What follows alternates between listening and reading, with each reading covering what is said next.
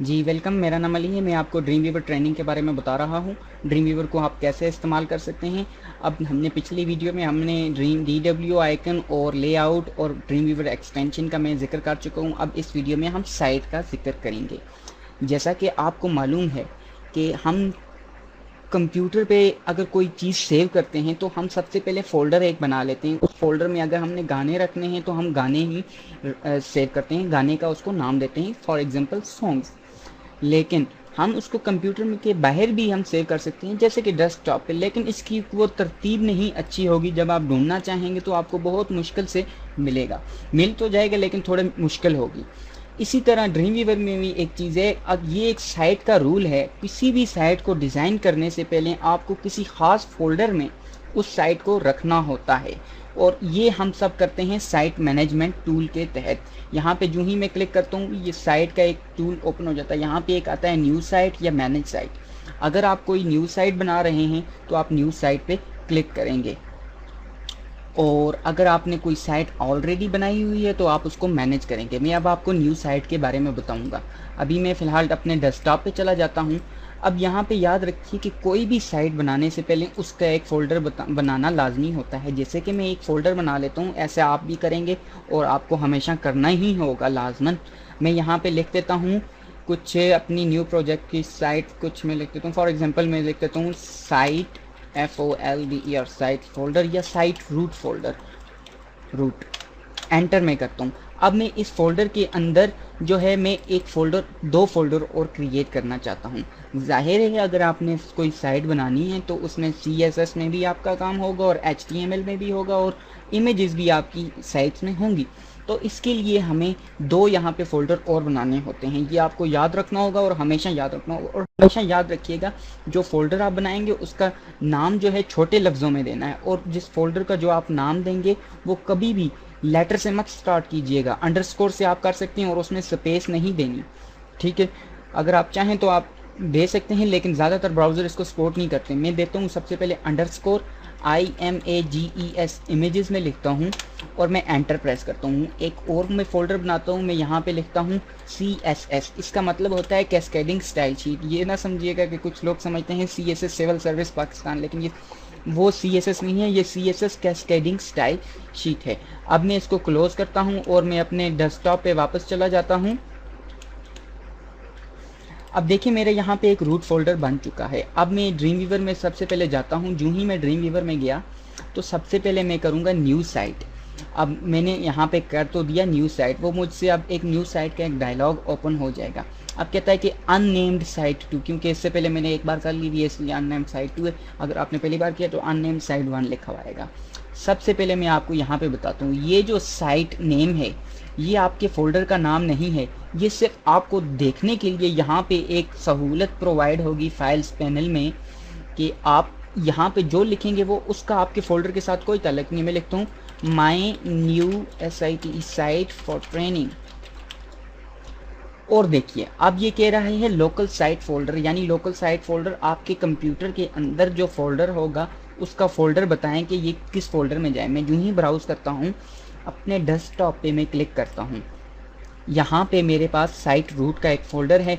मैंने अब किसी फ़ोल्डर में नहीं जाना, मैंने सिर्फ सेलेक्ट कर देना है। मैं सेव कर देता हूँ। जो ही मैंने सेव किया my new site for training यहाँ पे लिखा हुआ आया। और देखिए मेरी साइट का नाम तो वही है। मैं अगर इस पर डबल क्लिक करता हूँ क्योंकि ट्रेनिंग थोड़ा बड़ा हो गया है, मैं लिखता हूँ न्यू साइट।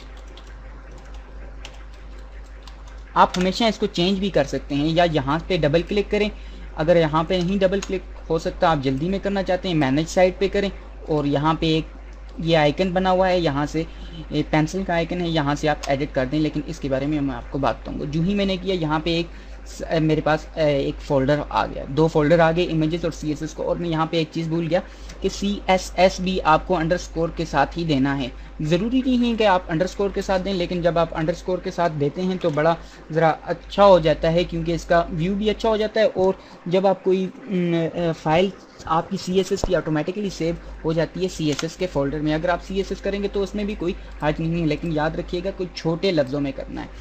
उसके अलावा मैं फ़िलहाल इसको क्लोज़ करता हूँ और मैं अभी अपने डेस्कटॉप पे जाता हूँ। अभी मैं आपको साइट रूट का फ़ोल्डर बताता हूँ। यहाँ पे देखें ऑटोमेटिकली CSS जो है मैंने अंडरस्कोर किया था वहाँ पे राइट क्लिक करके एडिट पे जाके ये आपकी साइट रूट फोल्डर है जो कि आपको अपनी साइट में हमेशा बनाते वक्त डिज़ाइन करना होता है। और दूसरा जो है, आप जब भी ये काम करेंगे, कोई भी न्यू साइट बनाना होगा, आपको ये प्रोसेस अपनाना लाजमी है और आप ज़रूर अपनाएंगे इसको। अब हम आते हैं मैनेज साइट की तरफ। अब मैं मैनेज साइट पे क्लिक करता हूँ। अगर मैं इस साइट को रिमूव करना चाहूँ तो मैं यहाँ पे एक माइनस का बटन मेरे पास बना हुआ है, यहाँ पे लिखा हुआ है delete the current selected site. मैं इस साइट पे जाहिर है अगर क्लिक करूँगा और फिर उसके बाद ये मेन्यू मुझे शो होंगे। अगर मैं इस पर क्लिक नहीं करता तो मेरे पास ये मेन्यू शो नहीं होगा। मैं यहाँ पे लेफ़्ट क्लिक अपने माउस से करता हूँ और यहाँ से रिमूव करता हूँ और ये मुझसे एक डायलॉग बॉक्स पूछेगा, क्या आप वाकई इसको डिलीट करना चाहते हैं? मैं कहता हूँ हाँ भाई करना है। और अब आप यहाँ से भी एक न्यू साइट क्रिएट कर सकते हैं। ये न्यू बिजनेस कैटलाइस्ट साइट जो है ये एडोबी ड्रीमवीवर 6 में ये फीचर अवेलेबल है। इससे पहले जो एडोबी ड्रीमवीवर में उसमें नहीं ये अवेलेबल है। मैं सबसे पहले जाता हूँ न्यू साइट पे और न्यू साइट में ये मुझसे इसी तरह फिर नाम पूछेगा। मैं नाम से पहले मैं इसको अपना रूट फोल्डर देता हूँ। जैसे ये साइट रूट मेरा सिलेक्ट है और मैं इसमें से किसी फोल्डर के अंदर नहीं जाता, मैं बाहर ही क्लिक करना चाहता हूँ। मैं यहाँ पे लिख देता हूँ SITE साइट जो ही लिख देता हूँ, मैं सेव कर देता हूँ और ऑटोमेटिकली आपने यहाँ देखा है कि यहाँ पे एक न्यू साइट ओपन आ गई। जो ही मैं डन क्लिक करता हूँ तो यहाँ पे ये मेरा आ गया। अभी देखिए ये जो मेरा साइट का जो फोल्डर आ रहा है वो मुझे सही तरह नहीं दिखाई दे रहा, तो इसलिए मैं यहाँ पे डबल क्लिक करता हूँ तो मैं देखता हूँ कि मेरी गलती क्या है। तो मैंने ये माई डॉक्यूमेंट्स को सिलेक्ट कर दिया है। अब मैं दोबारा मैनेज साइट्स में जाता हूँ और मैनेज साइट में मैं इस पर क्लिक करता हूँ और एडिट पे करता हूँ। अभी मैं आपको एडिट का इस्तेमाल, अभी देखिए माई डॉक्यूमेंट में मैंने क्लिक किया हुआ है।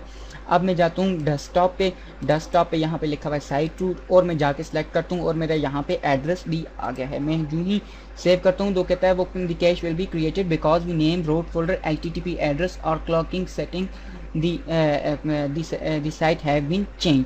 मैं प्रेस करता हूँ जी ठीक है और डन में क्लिक करता हूँ। जो ही मैं डन क्लिक करता हूँ और यहाँ पे देखें, यहाँ पे फाइल्स पैनल में मेरे पास ये साइट का मेरा रूट आ चुका है। मैं जो ही प्लस करता हूँ तो मेरे पास 2 आ चुकी हैं।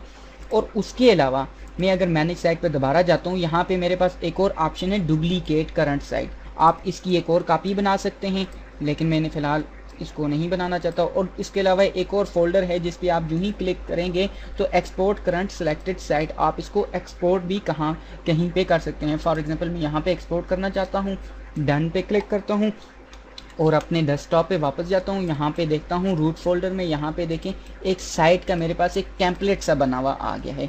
लेकिन ये इतना इंपॉर्टेंट नहीं है ड्रीमवीवर के लिए, लेकिन ये कभी कभी इंपॉर्टेंट बन जाता है कि आपको अगर कोई साइट चाहिए हो आप डायरेक्ट उस पर क्लिक करें, आपका ड्रीमवीवर का जो मैनेजमेंट टूल है ऑटोमेटिकली उस साइट को वहाँ पे ले आएगा। मैं दोबारा मैनेज पे क्लिक करता हूँ। यहाँ पे कुछ न्यू चीज़ें भी हैं जैसे कि इंपोर्ट बिजनेस कैटलाइस्ट साइट और न्यू बिजनेस कैटलाइस्ट साइट। इसके बारे में फ़िलहाल आपको जानने की ज़रूरत नहीं है क्योंकि ये सिर्फ ड्रीमवीवर को सिखाने की ट्रेनिंग है। और ये न्यू बिजनेस कैटलाइस्ट साइट पे अगर आप क्लिक करेंगे तो आपको एक मुख्तलिफ ऑप्शन खुलेंगे, लेकिन इस वक्त मेरा सिस्टम प्रॉब्लम कर रहा है जिस वजह से मैं आपको इसके बारे में बता नहीं सकता।